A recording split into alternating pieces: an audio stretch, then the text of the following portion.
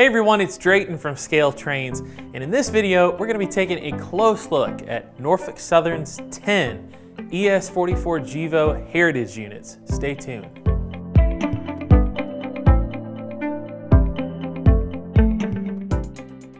So in 2012, Norfolk Southern wanted to celebrate its 30th anniversary in a big way.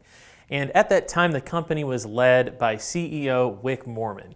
And there was a big group of people within the company that were really passionate about celebrating the past and recognizing railroads that made up the great 19,500 mile system that Norfolk Southern is today.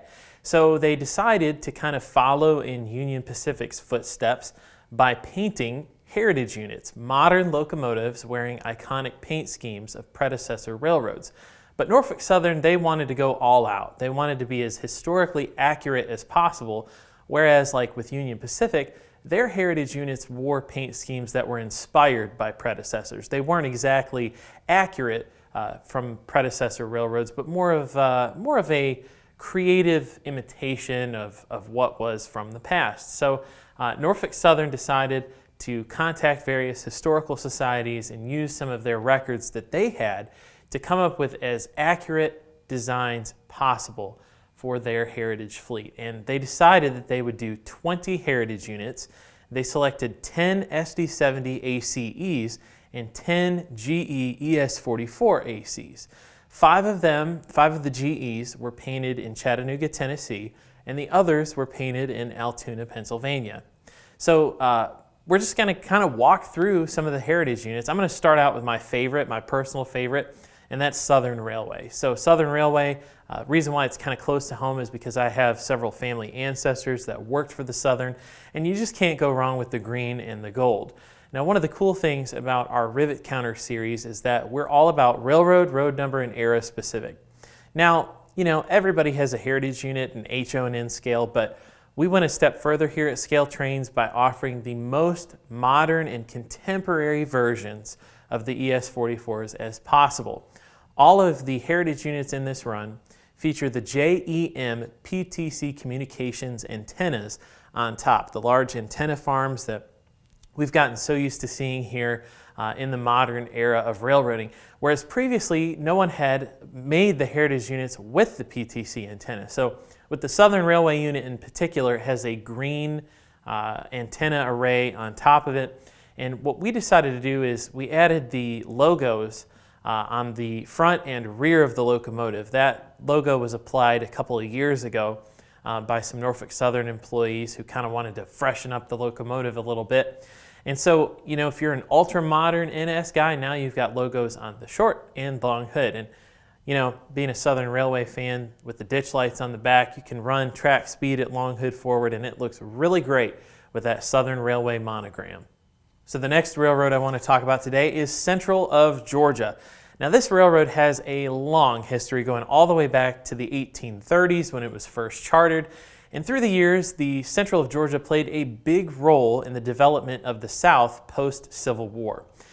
It was a really important mover between southern places like Macon and Atlanta and even as far north here as Chattanooga.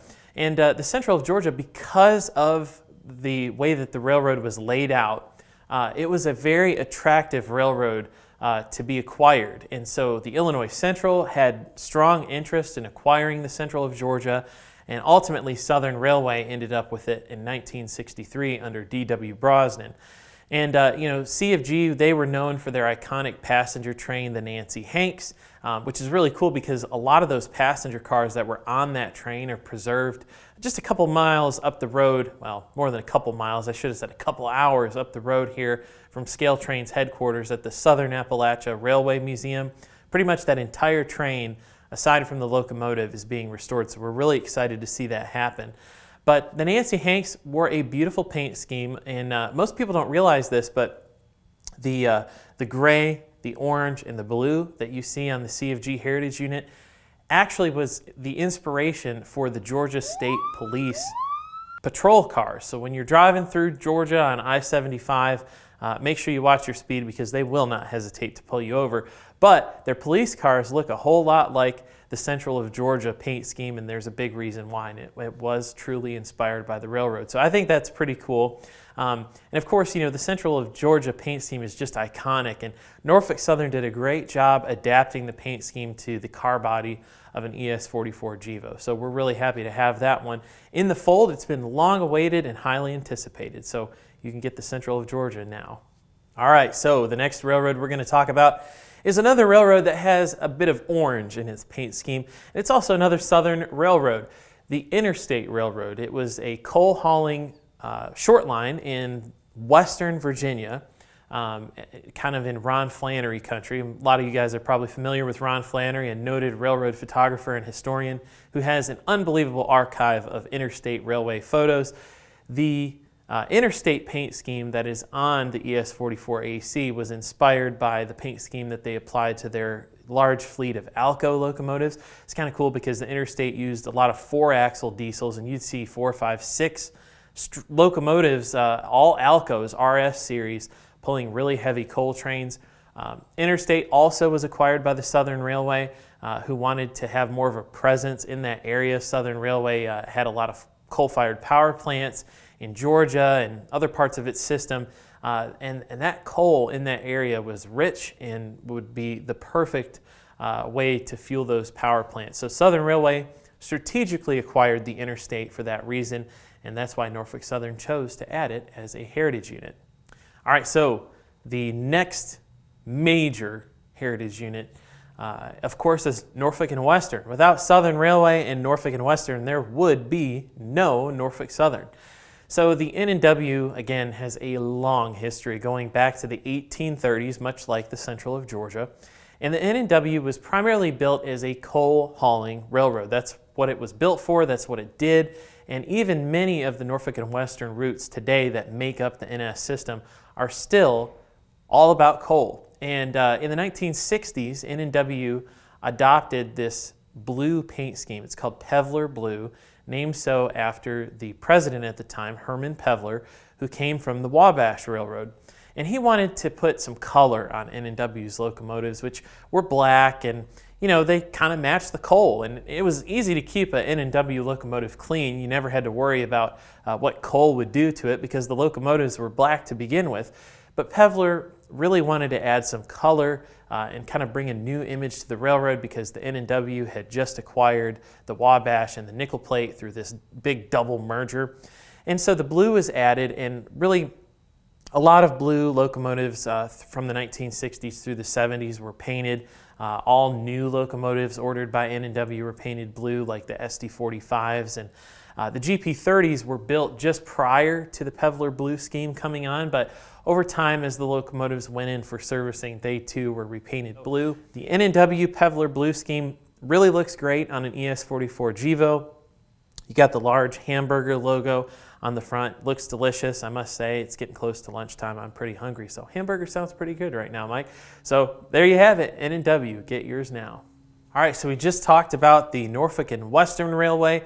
Now we're going to talk about the Nickel Plate Road. So the NKP has a history that dates back to 1881, and this railroad was really important because it connected a lot of important places in New York and throughout Ohio and Indiana, and of course Chicago. And the NKP was an iconic railroad.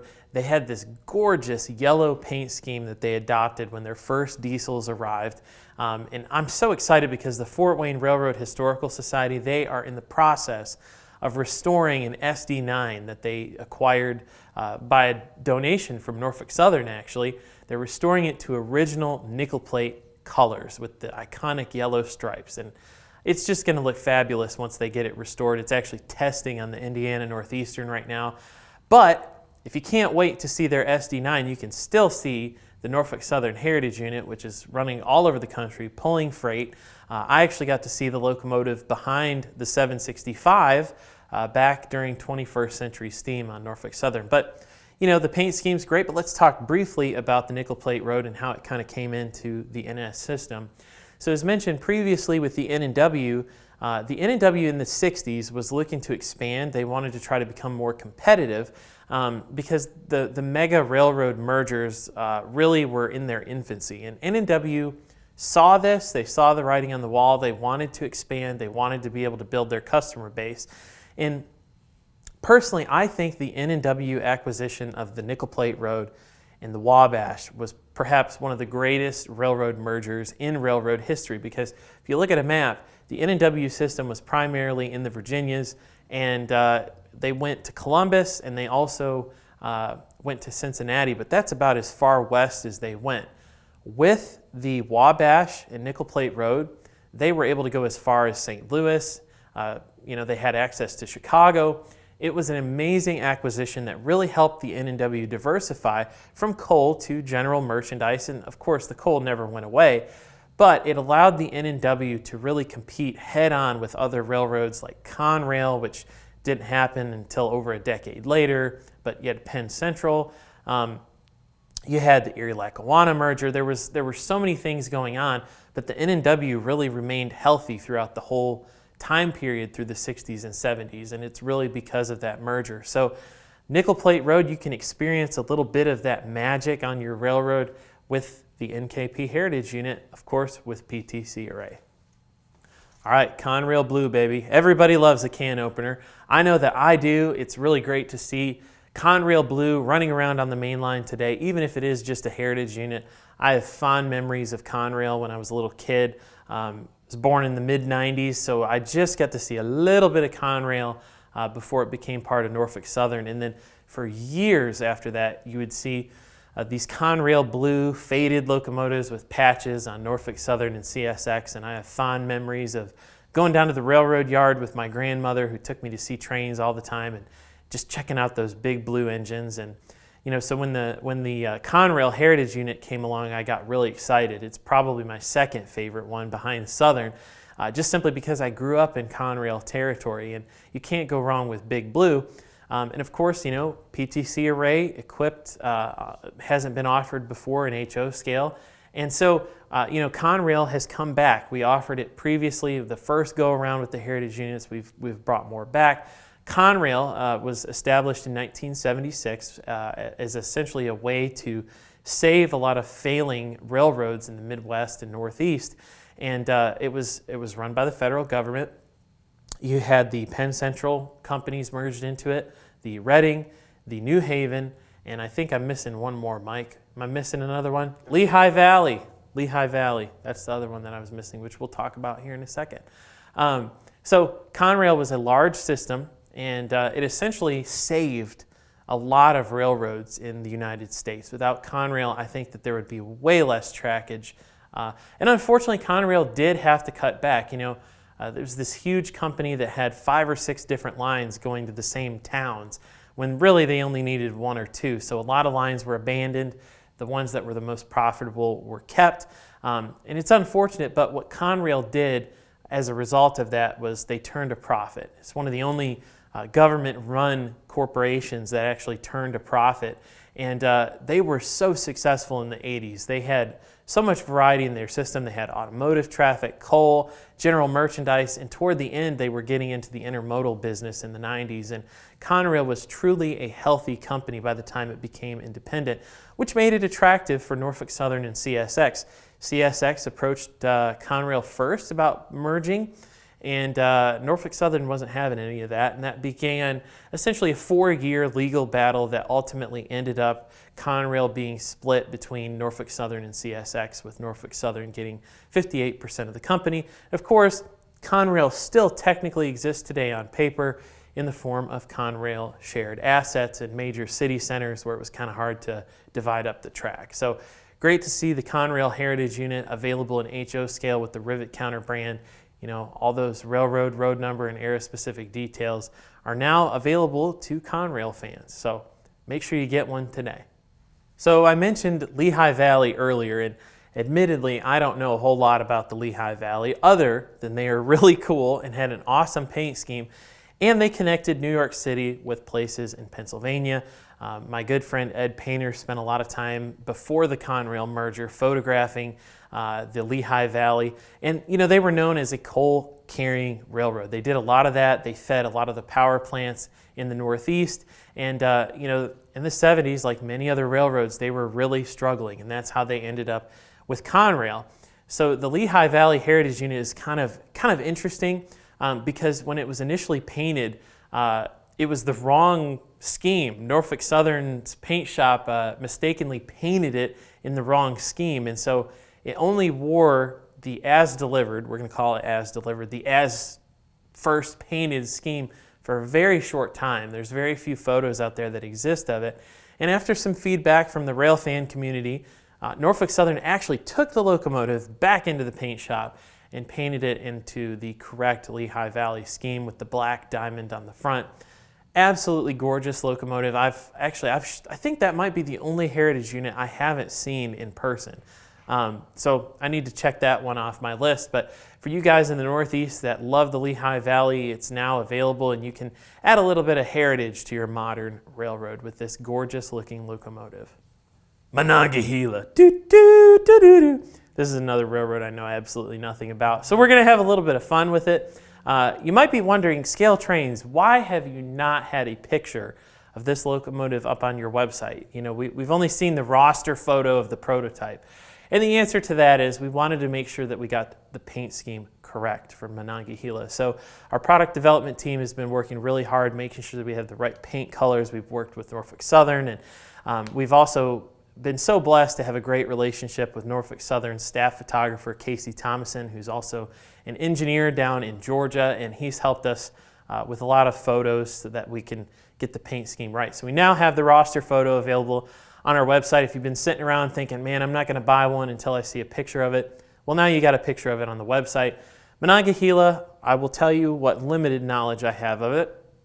It was a coal hauling railroad, a lot like the Lehigh Valley, and it served in Pennsylvania and West Virginia, and it became a really important railroad that was eventually absorbed into Conrail. Again, hauling coal to power those power plants in Ohio and the Northeast. And Monongahela had that gray paint scheme with this huge M on the front of it. And I've actually shot this locomotive before. I think it was actually the very first heritage unit I ever saw. I'm going to try to get Mike some of the footage that I have of it from, when I was like 16, 15, something like that. But really cool to see that locomotive running on the main line today, and it looks great in HO scale. So consider adding one to your roster today. You know, isn't it funny how the state of Pennsylvania was named after the Pennsylvania Railroad? Go figure. No, I'm just kidding. That's not actually how it worked. It was the other way around. But you know, the Pennsylvania Railroad was an iconic railroad with the Keystone logo, the symbol of the state of Pennsylvania. And it was one of the most important railroads throughout World War II. As a matter of fact, Adolf Hitler and the Nazis had a plan to blow up Horseshoe Curve because the Pennsylvania Railroad was moving so much in terms of wartime traffic and, of course, coal, which we needed to power the country during, wartime manufacturing.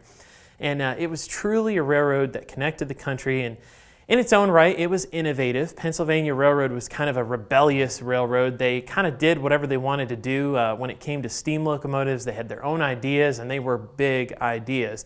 And the same thing continued throughout the diesel era, but Pennsylvania was an innovative railroad too. They were one of the first railroads to use radios in their locomotives, and they developed this really cool train phone technology that they used on a lot of their locomotives through the 40s, 50s, and 60s, which I just think is so cool. And there's nothing more iconic than that Pennsylvania Brunswick color. Don't ever get into an argument with a Pennsy modeler about whether or not it's green. It's green. It's Brunswick green. But I love the Pennsylvania maroon color as well that they chose to go with on the Heritage unit.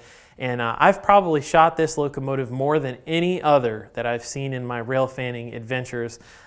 One such memory actually was on my birthday back in 2016, or maybe it was 2015. I don't remember. It was a long time ago. But I was able to chase the Pennsy Heritage unit on the Pennsylvania Railroad main line through Ohio with Pennsy CPLs, and that is a memory that will forever be ingrained in my brain as being able to see what it would look like if the Pennsylvania Railroad was still around today. And Norfolk Southern did such a marvelous job on this locomotive. We're so glad that it's available in HO scale, and it's a must-have. If you're a fan of Northeast railroads, it doesn't get much more iconic than Pennsylvania. So consider adding one to your roster today. For all of the heritage units that we've featured in this video, Click the link in the video description. You can order the models that we have in stock. And even if you're watching this video, say a couple years later, we're probably going to do more runs on a regular basis. So don't worry if you miss out and these models are sold out. Just pay attention and make sure you sign up for our email newsletter. You can go to the bottom of our homepage. On the right-hand side on desktop, enter your email address, and you'll get emails on a weekly basis on what's happening here at Scale Trains. And when we announce another run of heritage units, whether it be an HO or N scale, you'll be the first to know about it. We try our best to keep our newsletter subscribers as informed as possible. So with that, that is our in-depth look on the Norfolk Southern heritage units. All 10 of the GEs are in stock, and it's kind of cool because you can actually replicate some of the photos that you saw at Spencer, North Carolina in 2012 when Norfolk Southern gathered all of them together in July of that summer. There was over 2,000 people there at that event, and that's one event that will last with us for generations to come. So that was really the impetus of the Heritage Unit Project, seeing them all together. We wanted to be able to offer all 10 of them and be able to do something different by offering the ultra modern versions as well. So with that, thanks for watching. If you're not yet subscribed to the Scale Trains YouTube channel, smash that subscribe button, hit the like button because it helps us out with the YouTube algorithm, and we'd love to have you as a subscriber. So with that, I'm Drayton. Thanks for tuning in. We'll see you next time.